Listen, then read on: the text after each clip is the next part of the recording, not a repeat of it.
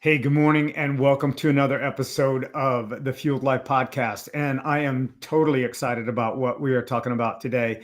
Not that I'm not excited about the other content, but today really hits it home. It really drives it home. And my question is, as I set this up, is have you ever found yourself stuck in patterns that don't serve you and you feel like true change is just out of reach? Well, you're not alone. But imagine this. Imagine this. Your mind is a canvas, a fresh canvas every single day, ready to be reshaped, repainted. You've got a color scheme available to you to experience the new brushstrokes towards the life that you desire. I'm your host, Stanley Dietrich, and I'm joined with my co-host, Charlie Collins. And we're here to just dive into this. So, Charlie, welcome. Thank you. It's great to be here on a beautiful morning here. I'm coming to you from Connecticut, and the sun is shining, as you probably could tell. And you said, Stanley, a blank canvas. Yeah. Isn't that what is possible to look at it that way? But I got to tell you, when I got up, my canvas was so intricate and complex that there was no space. There was no blank on there for me to even contemplate or entertain that. You mean I can move aside, have a fresh start, and start putting my own pathways, my own directions, and my own systems on here that'll serve me and those I live with and where I work. And I had no idea until somebody taught me about neuroplasticity. Yeah.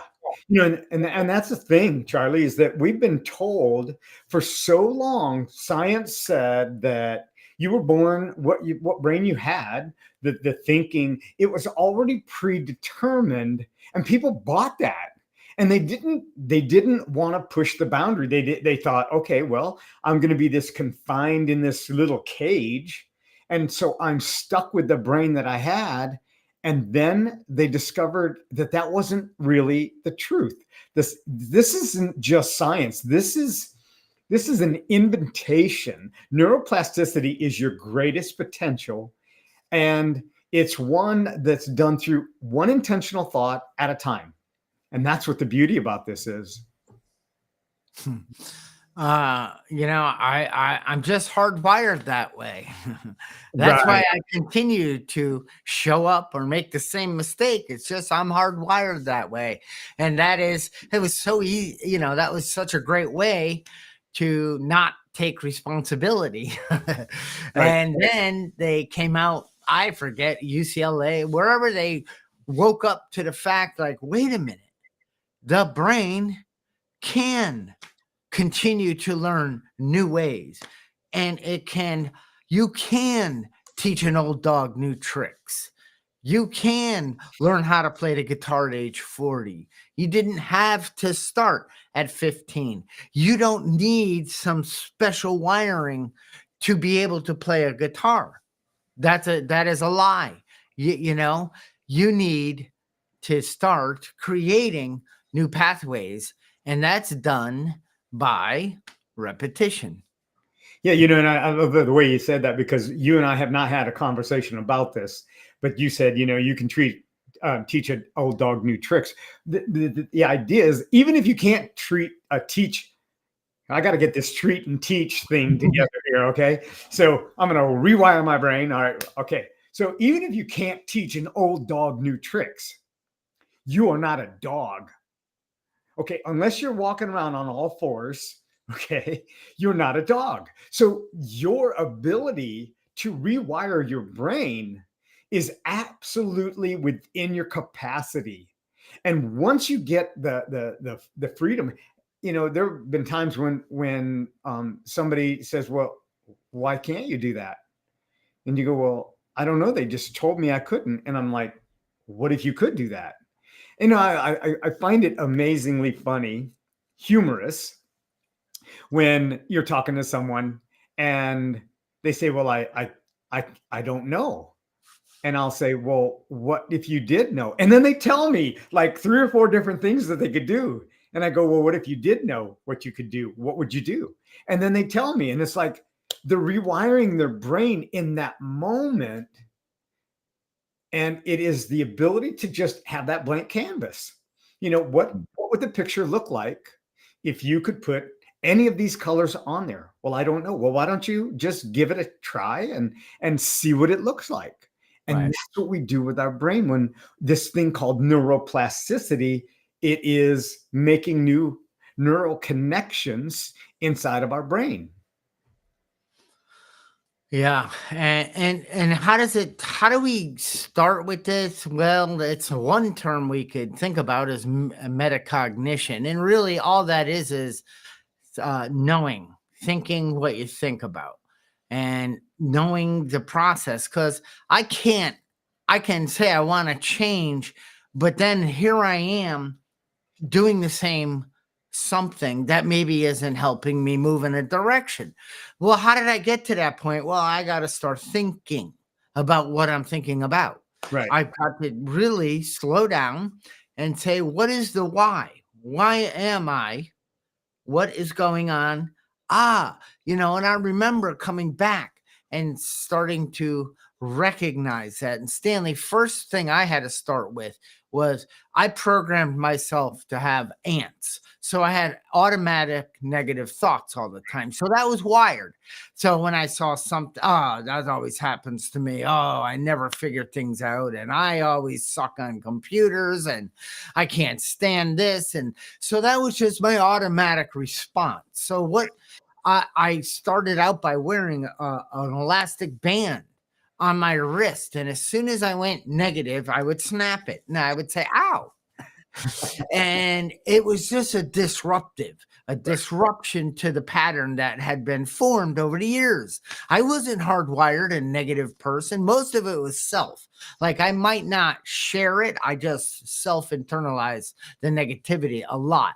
And of course, it expresses itself eventually outside of you. But I had to start waking up. Oh my gosh, I am, we have 60 to 70,000 thoughts a day. Right. And if mine are pretty much automatic negative, well, I'm not getting near the results, or I'm not on the path that I could be on, but I don't know any different until I wake up to that. It's amazing, Charlie. When we talk about rewiring the brain, I had my neighbor came over and he had replaced an outlet on the outside of his house. It's a GFCI, a ground fault current interrupter. And he came over and he said, hey, I got a problem. I hooked it up just like I took it off and I've got power, but it won't trip the breaker. So when I press the test button, it won't trip. And I go, well, I'm sure that you just have the wires in the wrong position. He said, no, I've put it on just like it is. So you've got the two prongs, okay, the vertical ones, and then you got the ground. Well, he put it in just like he took it off. But the power coming in was switched from the load to the lead. And so he had power, but he couldn't have it tripped. And so what I did was I looked at it and I go, yeah, that's what they did. Was it they had a commercial plug in originally and he got a residential plug and they're flip-flop. So you got to change them out. And that's all I needed to do. So it's just by rewiring it, although he had power coming in, it was lit up, but it wasn't getting any power because it was tripped. And just by switching those two wires, so there's only 4 wires, there's 2 coming in, 2 going out. And just by switching that, he got everything that he wanted. And it was ground fault circuit interrupter. Now, this is what happens in our brain. We have all the hardware, but we've got to change it by putting in new software, updating the thought process. And that is why rewiring, and it's not just a one and done. And that's what the beauty about this is. It is looking at the canvas in a different manner, looking at it in a different way. And just like right now, my camera is not adjusting for the light that's coming in. So it's really making me bright. And this is what happens in our mind. Same thing. So I'm going to go up here and I'm going to adjust my camera so I'm not looking like a ghost and looking like I need to be out in the sun. And that's what happens in our mind, though. We can't see that. But you make a good point. It's like, instead of getting angry, and your automatic response isn't like, this sucks. This always happens when I'm trying to do podcasts. You know what? I wish we'll just shut this one down today because I look like Casper. I can't even see myself. I blend into the background. And it's like, well, wait a minute. There's some light shift going on and I can do something about this. And that was where I had to start, Stanley. I had to recognize my negativity towards me mostly, and how I believed that that was the right process of thinking. And really, what is a belief? It's something that it's either moving you in a direction. It's something you believe, right? And whether it's working for you or not. So I started challenging.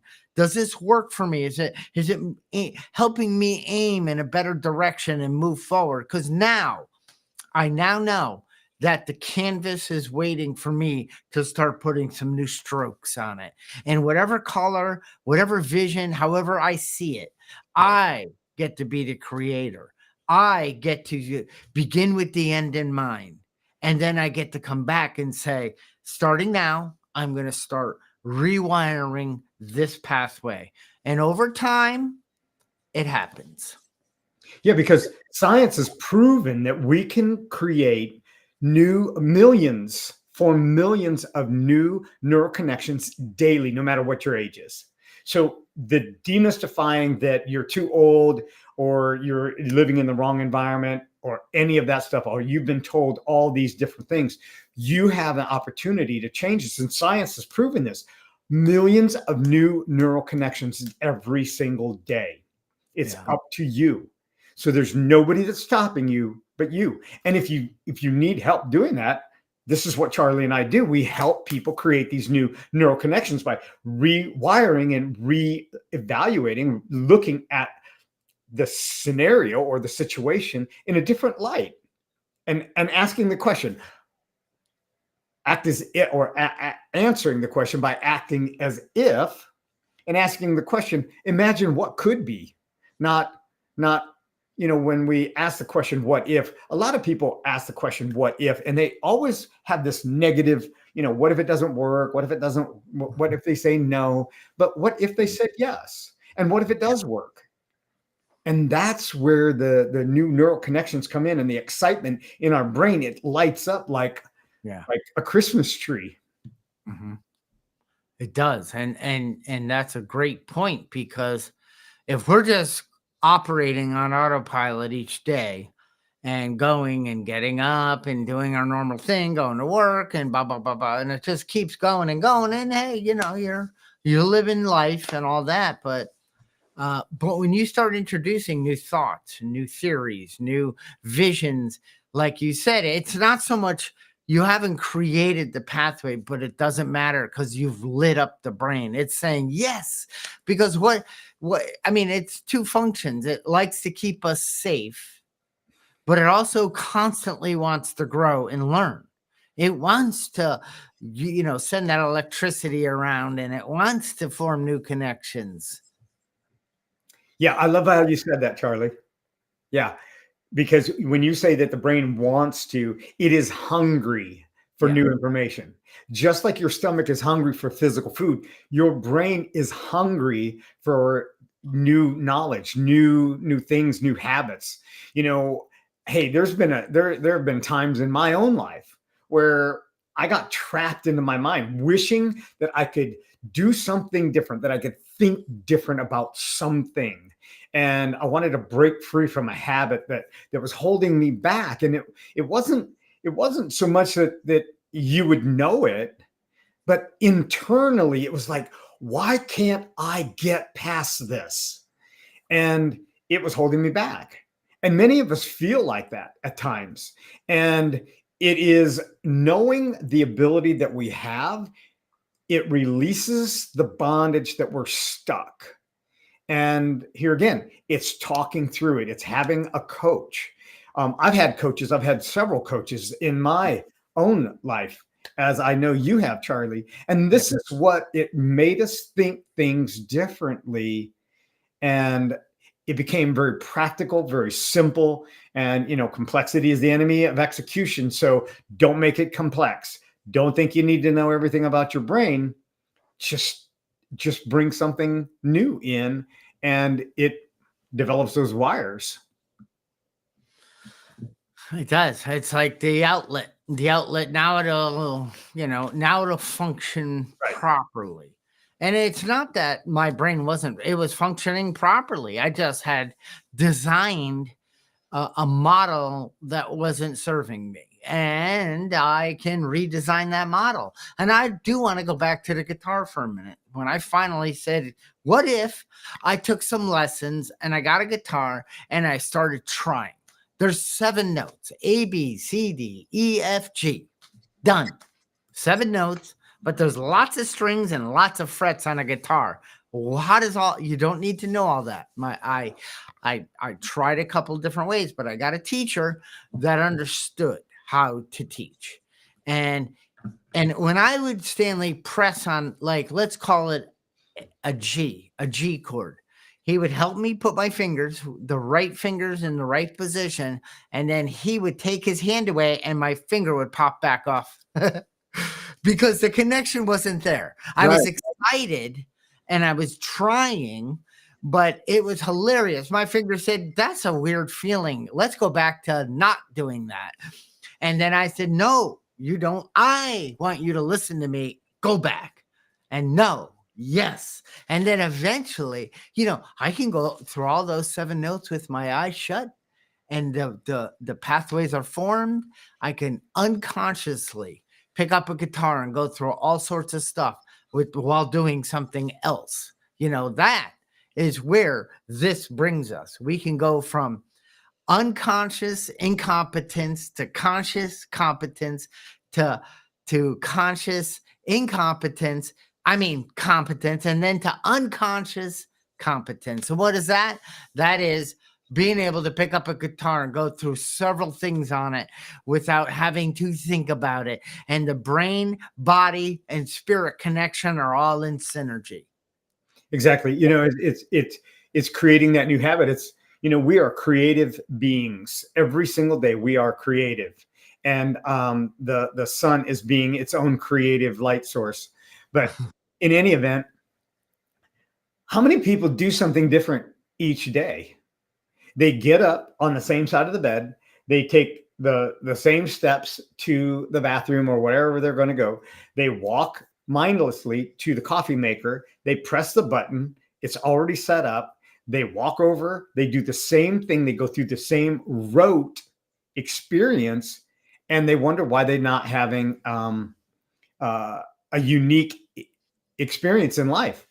And what happens is we get into these patterns, these habits, and we say, I'm just beyond that. I can't learn anything new. Well, if you just change up your environment, and instead of doing the same thing, sleep on the other side of the bed.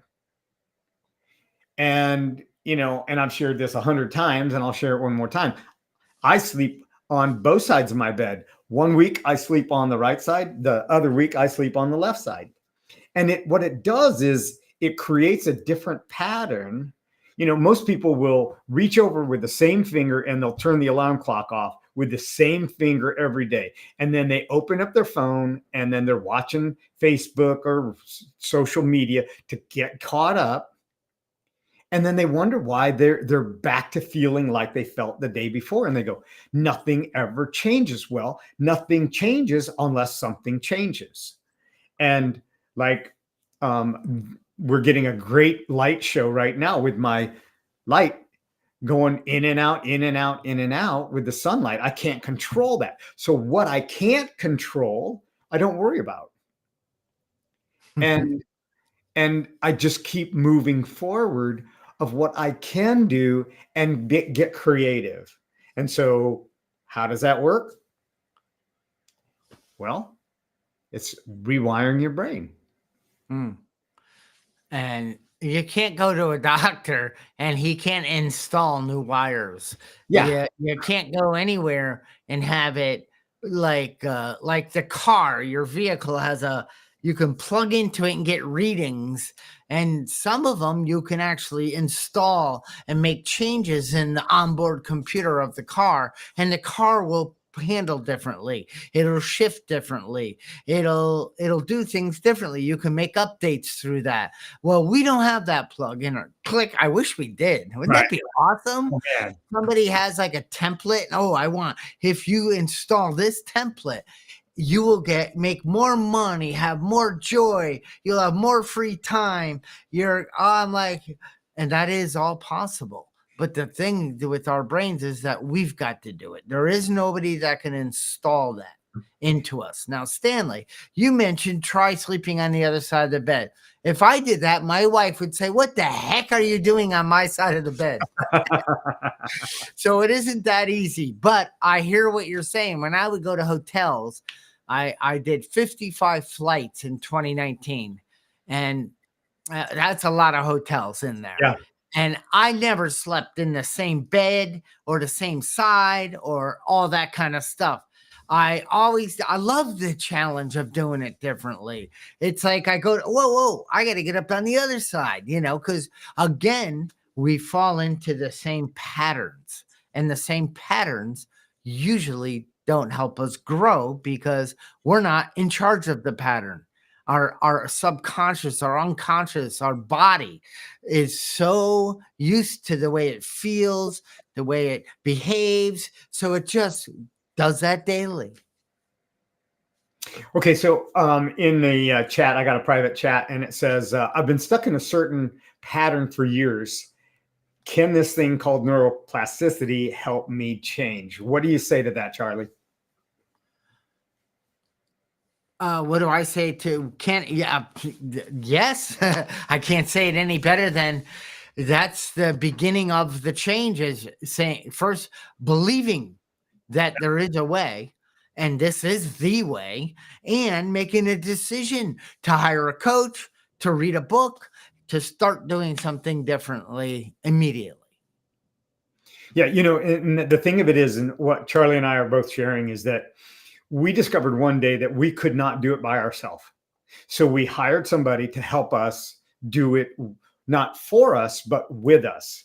And that's the key. There's nobody that can do it for you. It is just making that decision and going, imagine what it would be like. Imagine, imagination is the beginning of creativity. So imagination is, and I say this on my website, is that, or on my YouTube channel, is that imagination is the only limitation to transformation, because imagination is like the seedling, but it takes a creativity to create this tangible experience. But it starts with imagination. And, every great adventure, every inventor said, well, what if we could take and not have to have candles? What if we could create power that we could control and turn on by a lever? What if we could have a non-consumable that would actually illuminate? And by changing the way that it was always said, no, this is the way that it's always done. I know that when Henry Ford was developing the car, people, if you were to ask people what they really wanted, they'd just say a faster horse. And Henry Ford said, no, we're not going to do that. We're going to put horsepower in a engine. And now you're going to be able to go further and more comfortable. And there won't be as much of a mess on the street. Can you imagine if everybody rode horses in towns right now, how inconvenient that might be? Especially if you're a street cleaner. I think that would hurt. That would, how would you handle emissions? Yes. Yes. Yeah, exactly. That would be kind of cool. I wouldn't mind that for like a week or two. And, Yeah. There'd be a lot of racing. There'd be no speed limits. It'd be kind of cool. But yeah, but when it got real chilly out, I'd be like, wait a minute, let's go back to that heat in the car thing. Yeah, I know. And it's vision too. It's how do you see yourself? Right. Do you ever stop to think about? I mean, because Stanley, metacognition, you gotta stop. You know, that thing in the park that goes just in circles, and you just run around and jump on it. It just keeps going and keeps going, and then say you have it's almost like having an automatic motor on that, and you're just staying on it. Well, it's time to jump off, roll through the chips, the sand, whatever, and stand up and go, is there another way? Is there a better way? How can I? You Right. know, if it ain't broke, don't fix it. I don't like that. If it's ain't broke, improve it. Right. Find a way that helps you, because you can, and you will, because my gosh, for me, believing that my legal blindness, my eye disease was who I was. Mhm. It's going to give me the results in life. And because I'm not as sighted as you are, I'm less than you. I'm not as smart as you. I'm never going to be able to drive. And that's true. I couldn't get a driver's license. I'm never going to be able to get places. I'm going to not have my independence. This is a belief system I formed because I kept firing those thoughts. And then I got those results. Yeah. I was struggling. I believed that I was miserable. I was depressed. I couldn't drive. I wasn't independent. And then time to start changing that, because all of that was a lie. It is a repeated practice. It is continually engaging in that. Repeated practice creates those new positive habits. And imagine a baby when they begin to walk, and how many opportunities do you give a baby to walk before you just say, kid, you're not going to get it, just sit down, you're better off sitting down? I mean, how many times would we do that? No logical parent or grandparent or even a neighbor would say that. No, we encourage them. And when they fall, we celebrate it. And when they get back up, we celebrate it even more.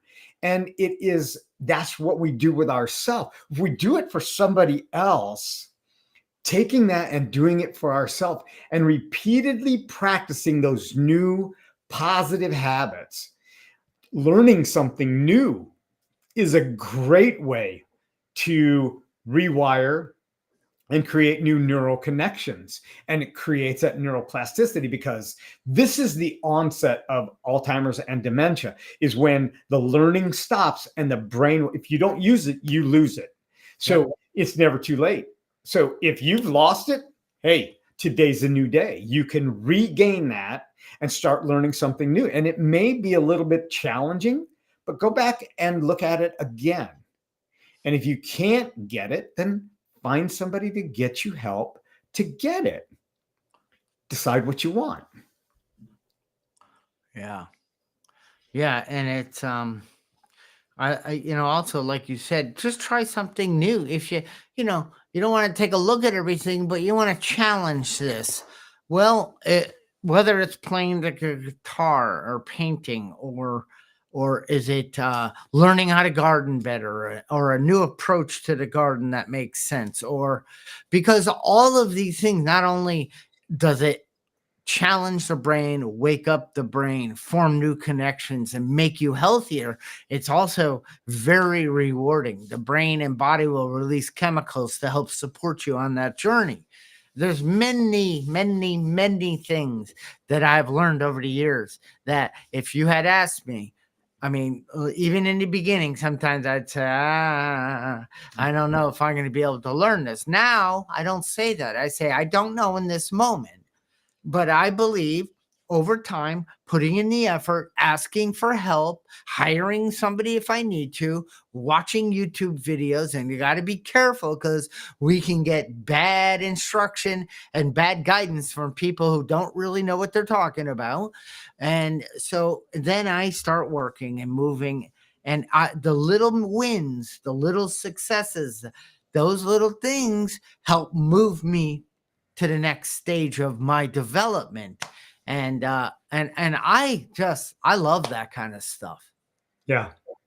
Yeah. You know, one of the skills that I've learned over the last 5 years, I never really understood what meditation was because I thought, man, I cannot sit for, more than 5 minutes and my mind starts wandering. I sit down and I try to meditate and my mind just starts running rampant. Like I'm chasing rabbits but it is just settling the body and learning something new.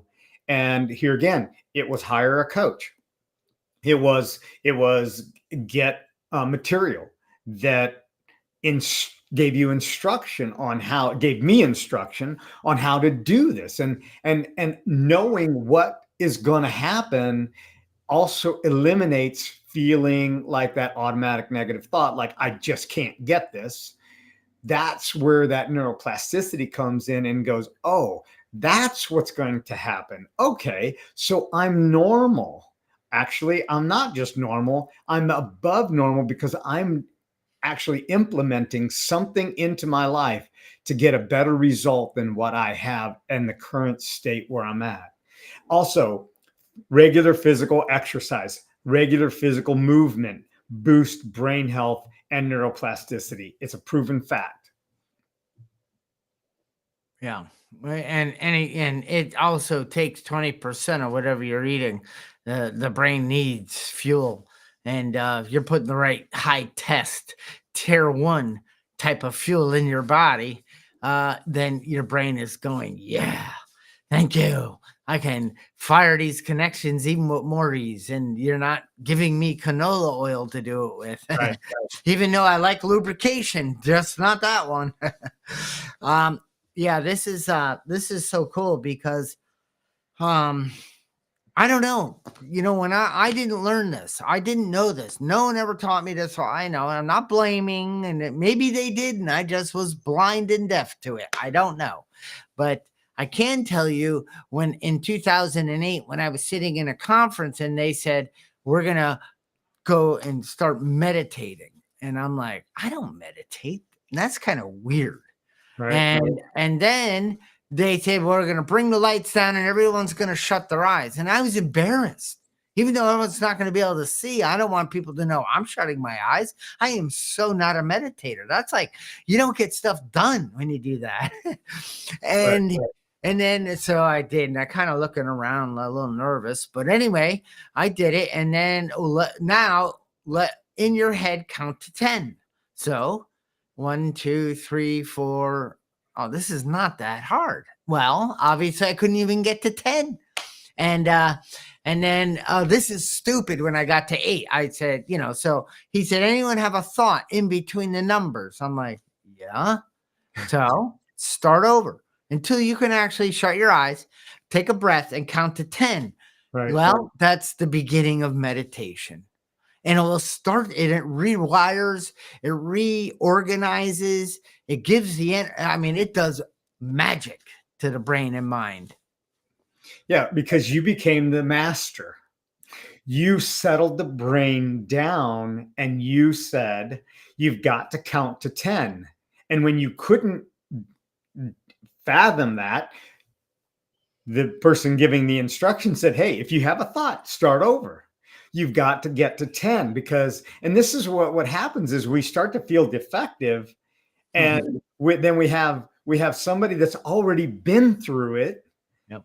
And they say, this is a natural response because your mind has been the master and your body actions has been the servant. And now we got to flip flop that. And now we take this tool and we use it for what it was designed to do, but we give it the instruction. That's right. And like in the Thriving Blind Academy that I am the co-founder of, we have a children's book, and it's What I Can Be is Up to Me. Right. It doesn't mean, it means that you stop, reflect, think, then act. It means, and as a child, I might hear some biases if I have an eye disease, or I have a limp, or my speech is a little off, or I'm a little dyslexic, or whatever the story is. There's always people, school system, parents, family that speak to that in a way that doesn't serve us. So we might latch on to that belief. We might think it's, let's put this kid in the front of the classroom, even though that didn't help me because I could still not read what they were writing on the chalkboard, but they still put me there. And I felt dumb being there because everyone behind me thought, look at him. He has to, you know what I mean? Who knows what the truth was? Yeah. But that's the kind of things we want to say, wait a minute. And I went back through my life and I looked, Stanley, and I thought, oh, that was so awesome. I got to sit in the front of the classroom. I mean, it was nothing more, nothing less. The lighting was better. I loved the two people. The one person to the left of me was very kind. And, and if I sat in the back where the cool kids sat, I never would have connected with that person who I'm still friends with. So I looked at all the ways that my brain was getting. Now my brain is wired differently, so it can see the truth in things, my truth, not the truth, but my truth. Yeah. It's nothing has any meaning except the meaning that we give it. Right. And so when we're rewiring our brain is as we look at it in a different perspective, a different light, kind of step outside and go, what else can I do? And I know that there are people that are listening to this or will catch this, and they've had these experiences in their life, some trauma like you shared. Here, take that small example that Charlie just gave us about, being moved to the front of the class and feeling like you were separated from the rest of the people, and it was working against you. Why was this happening to you? But look at it and go, what is this happening for me? How can this be happening for me? And when we apply that statement to it, then our mind begins to create different thoughts, different ideas. And when we use that in a positive manner, so let's just say you've had a trauma.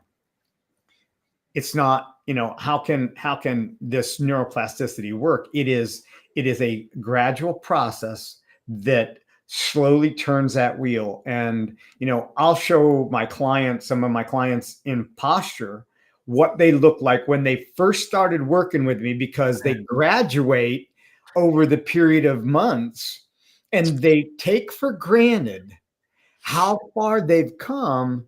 And I'll go back to their intake form and I'll say, do you have knee pain? No. Do you have headaches? No. Are you waking up in the middle of the night? No. Are you having brain fog? No. Do you have any limitation when you're running? I mean, you wanted to run, you're running now. Are you having any limitation? And then they go, no. And when they start to do an inventory check, and then I show them their pictures and I say, what do you see different? I don't tell them the answer. I bring up both pictures and I say, what do you see different? And they go, well, my shoulder's different, my hip's different, my head's position different. And it's amazing what happens. And this is what happens in our brain. It's not like jumping off a cliff and you're going to hit the bottom. It's like gradually climbing that mountain and then looking back and saying, wow, and celebrating it. And that's when we hardwire those celebrations, that all the difference gets made. And you do hardwire. You do, because that's called unconscious competence. It becomes, I don't have to think about it. Right. It happens. So we're coming right to the end here, and I wanted to throw two things out. One is life best lived is life by design. And who's the designer? We are, of our lives. Otherwise, if we don't take that responsibility, somebody else is going to design it for us. Yep. And then we're going to get pissed. Or we're eventually going to go, wait a minute, this doesn't work. And the second one for me is don't believe what you think what you believe. And if your belief structure system isn't moving you towards the aim, the direction, the growth that you feel and want to move towards, well, get some new ones. It's not that hard to go. And Stanley, you said it. What if I could learn how to play lead guitar? Never thought of it that way. Right. Okay.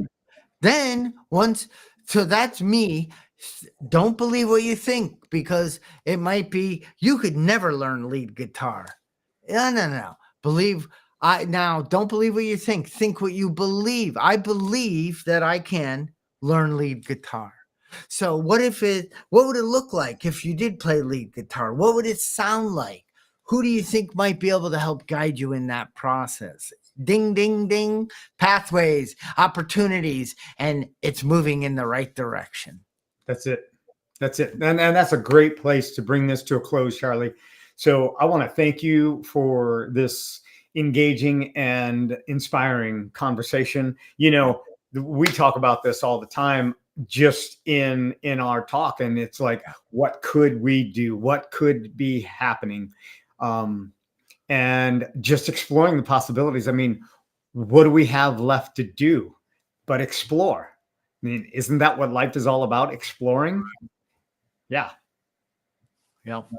Excellent. So, awesome. So until we meet again, in the meantime, if you have enjoyed this podcast, like, subscribe, and share. Yeah, give it the thumbs up. Leave a comment. If there's something that you want to know more about, just send us a comment. You can reach out to Charlie or myself, and we'll be more than happy to have a conversation with you and explore what the possibilities are, so that you can create the life that you've dreamed about, and you can experience a life that you've been dreaming about.